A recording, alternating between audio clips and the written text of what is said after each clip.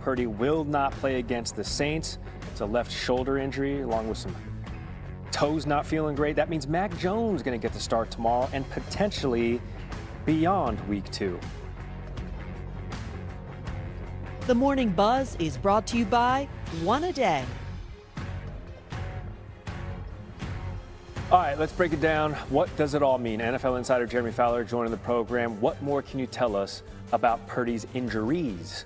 The 49ers are looking at this as week to week. So he's got the toe issue, the shoulder issue. The toe is considered a little bit more of a problem. So It's not a slam dunk next week either, but they're just going to see how he feels. He ruled out this week.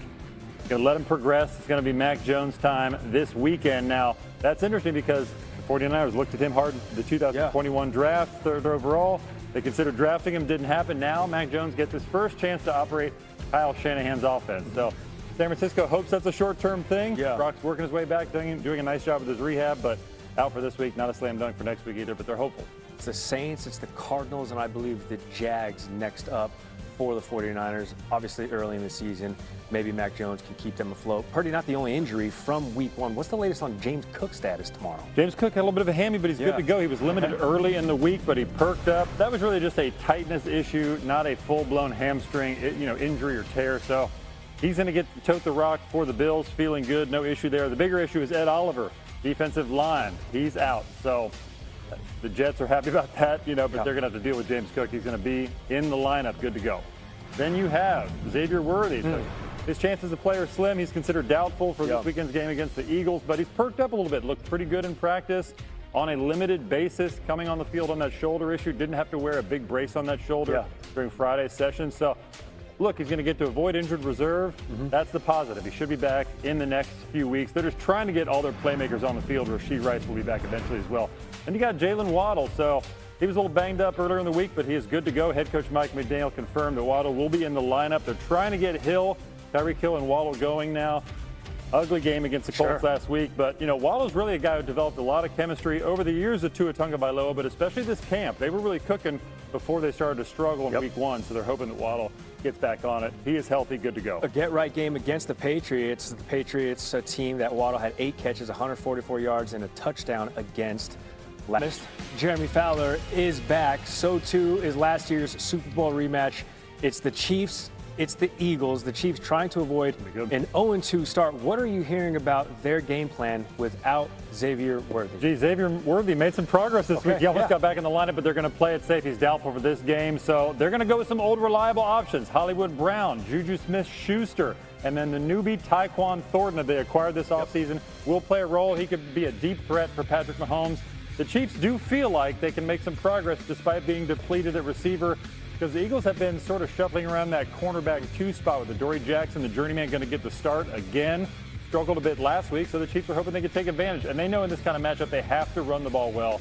So Isaiah Pacheco is going to have to be a factor. Also from the Eagles side, watch for A.J. Brown. Only 1 target last week. 8 yards. They are hoping to get him more involved. It's got to be organic. They're not going to force feed him, but those easy slant routes that he can get 8 to 10 yards on, they're going to try to get him involved. If there was ever a time to have home field advantage on your side, it is for the Chiefs at Arrowhead because they are many men down. In the NFC, Giants still rocking with Russell Wilson at QB1. How soon could we see Jaxson Dart under center? Well, the Giants are trying to stick to their plan here. They got the veteran Russell Wilson. They're trying not to make a rash decision here. They're hoping that Wilson and the offense plays well so that there's really no decision moving forward. But Dart made an impression this preseason to the point where he's been a factor. The noise is only going to get louder. We know that, especially if they don't play well. Now, I do know that the Cowboys have at least loosely prepared for a Jaxson Dart package. The Giants have shown that even throughout camp. They'd have a drive where Russell Wilson's leading the drive, then Dart will come in, maybe around the red zone at the goal line. So could be a factor where they maybe try to get him the game. Dallas is at least prepared for that, but they've mostly prepared for Russell Wilson. Yeah, it's first-round draft capital, and everybody knows that the fans and the media in New York are relaxed, they're calm, they're welcoming, they're understanding. No big deal at all. Jeremy Fowler with the latest this morning. It is a Friday staple here on Get Up. It's Who You Got. Joe Fortenbaugh will take us through the gambling angle, and then my crew at the desk will give you the preview on the game. Let's start with the Super Bowl rematch, Fortenbaugh.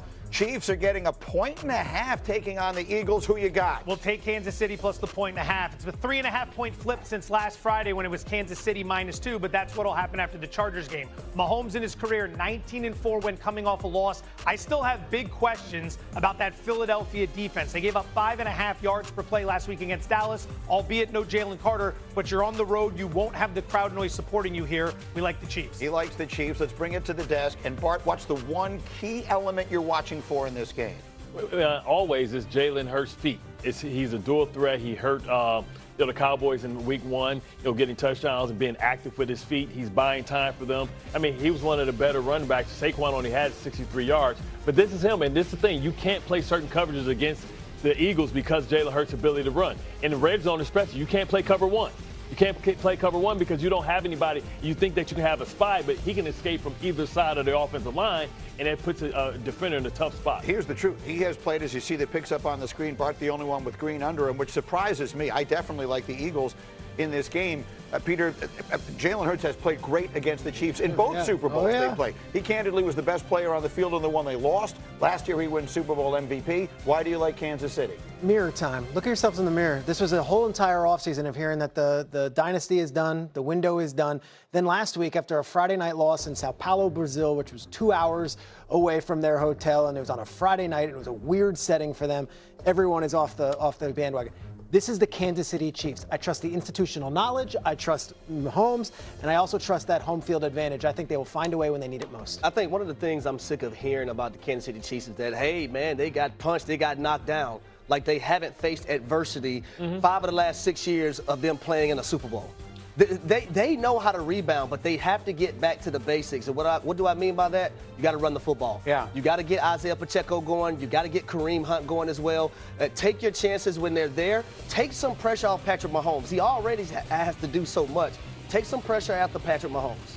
And I think the inverse of what Harry was talking about was the Eagles. They were able to get home in the Super Bowl, and they didn't have to blitz. Now, look, they're going to have Jalen Carter, maybe even Zadarius Smith. But against Dallas 10 days ago, Greeny, they couldn't impact Dak Prescott. And if we have Patrick Mahomes, regardless of who he's throwing to, if you give him enough time, he will find a way. But what about the institutional knowledge that Vic Fangio has? Yeah. Right? We always talk. I mean, we defensive coordinator for the Eagles. Yeah, we can't flip the coin and decide when we want to apply the logic to certain teams. Like now, we just talked about Washington, how many close games that they had, and they work out that saying that it's got to be a course correction. Well, nobody played closer games in the last couple of seasons than the Kansas City Chiefs. But you want to know the difference between the two teams? Their championship. Damn right. Well, but the one Eagles, team's a champion. Listen, I'm with the other one's trying to become one. I think the Eagles are the champions. Right, correct. Defending Super Bowl champions. I'm talking about the Commanders. I'm talking about right now the Kansas City Chiefs and everyone talking about them winning their close games last year. Yeah. Like they found ways to win. Right. But here's the problem. I hear you. I think Kansas City will eventually be fine. Yeah, it'll be fine. But I don't think Xavier Worthy is going to play this week, and if he does, he's going to be severely limited. Rashee Rice has the suspension. I think they will eventually trade for someone like Tyreek Hill. Right. They always trade for a veteran receiver during the season. At that point, they'll be fine. This week, I don't know who Mahomes is throwing the ball to defeat the Eagles. It's not a fun, but the biggest X factor in the game of a Super Bowl rematch might be Juju Smith-Schuster. Right. Like, he might have to go 10 for 100 this week for them to win this game. That's their number 2 wide receiver. They're going to go Hollywood Brown, and Juju needs to step up. But it could be Noah Gray. It doesn't matter. Patrick Mahomes is going to get the ball to the open receiver. Correct. I just go back to the other side, and Andrew Makuba, he struggled as a rookie last week. Dory Jackson, who knows, maybe he struggled massively. Yeah, 7 targets and gave up 103 yards. And a good pass rush masks those deficiencies, Greeny. And to me, Jalen Hunt and Nolan Smith are good players, but they're not dominant, which is what was the difference in the game last year. But Jalen Carter is, and he makes everything easier for those guys. They become better pass rushers once they have him. We want to talk about the effect of Michael Parsons. We got to talk about Jalen Carter in the same breath. He's a candidate every year for a Defensive Player of the Year as well. Give him that respect. Let me go to the next game. I'm surprised by all the red picks there. We'll see what winds up happening. Joe Fortenbaugh, next game. Bears, Lions. Detroit is 6.5-point favorite at home. Who you got? First off, excellent passion on the decks. Outside of Harry Douglas, very impressed with everything I just heard right there. Go Chiefs. All right, jokes aside, we move to game number 2. Anything inside of a touchdown out. We're playing the Detroit Lions. Jared Goff indoors has been close to printing money over the last 5-6 years. Since 2019, he's covering at just over 70%. That's where the game will be played this weekend. How much can we actually trust Chicago? It's a short week for a rookie coach with a quarterback who in his career, short career albeit, 0-3 when playing on the short week. People keep talking about Ben Johnson. He has knowledge of the Lions. He has the ability to take advantage of that. Maybe, but will his team execute? That's the problem there. The cornerback depth for the Bears is a problem as well. We laid the 6.5 with Detroit. And everyone here is going to agree as we will get our picks up on the screen immediately. Everything. The Bart Scott Senior, everyone will be happy back home. I just had to, but I can see where the institutional knowledge that Ben Johnson has, it isn't so much about the offense. I mean, about the Bears, the Lions offense. It's about knowing what Jared Goff struggles with because he has these intimate conversations. So what's this going to be its effect defensively, how they prepare for Jared Goff? That's interesting. It's also the most times we have used the phrase institutional knowledge in the 8-year history of this show in a very short period here of time. This, to me, is the most interesting game of the weekend. I agree. On this level. We always use the term bad game or bad sign. We're going to find it out with the Lions. I'm willing to chalk up last week to being they walked into a buzzsaw in Green Bay. That was a spot anybody was going to get worked in. If they lose to Chicago this weekend, their window is closed. At home, no less, and with that guy on the other sideline. The football gods are funny. When they need the win the most, the person that Jared Goff is going up against is the guy who's now getting a lot of credit for what they did the last several years on offense. I think it's been a damning week for Jared Goff in the media with people just dismissing him as a product of McVay and Ben Johnson. The truth of the matter is, this is a 4-time Pro Bowl quarterback who is top 40 in NFL history in completions, yards, and touchdowns. Let's not dismiss him after one bad week. I think he rises above. Harry, tell me, this is the most explosive and creative offense in the NFL. How do they get back to that this week? Well, number one, you have a tight end by the name of Sam Laporta. You have a receiver by the name of Amon-Ra St. Brown, Jamison Williams, Jahmyr Gibbs, David Montgomery. Get your best players to football. You find and create ways. That's your job as an offensive coordinator. Well, if you got to create stacks, motion, shifts. Now, it's better that they're going to be at home versus being on the road because you could do a lot more motioning, a lot more shifting.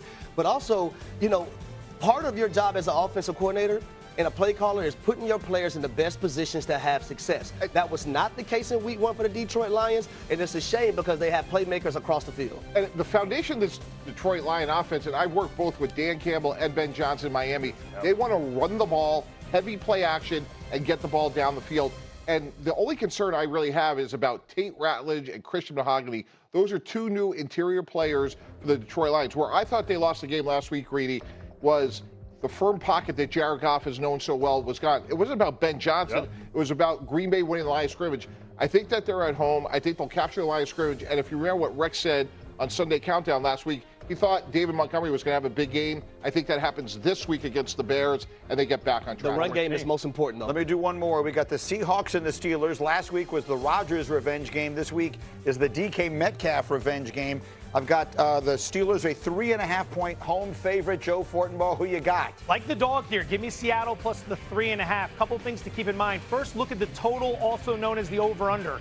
39.5 for this game, lowest of any game in week 2. What is that telling us? The books are telling you priced to be a low-scoring affair, which means the 3.5 we're going to have in our pocket with Seattle, all the more valuable. Mike McDonald used to be the defensive coordinator in Baltimore. What does that tell us? Institutional knowledge of how the Steelers play offense. So keep in mind, this Seattle defense was on the field 37 minutes against the Niners, only gave up 17 points. That's going to be the key. McDonald's defense, we like the dog here. That phrase is now banned. We're not using, no matter what we discuss in this conversation, we're not using the phrase institutional knowledge. All right, Bart, help me. I watched Aaron Rodgers destroy the Jets last week, and then I've spent an entire week sitting at this desk with people telling me how outstanding he wasn't and how the Jet defense played into his hands and all the rest of that. What did you see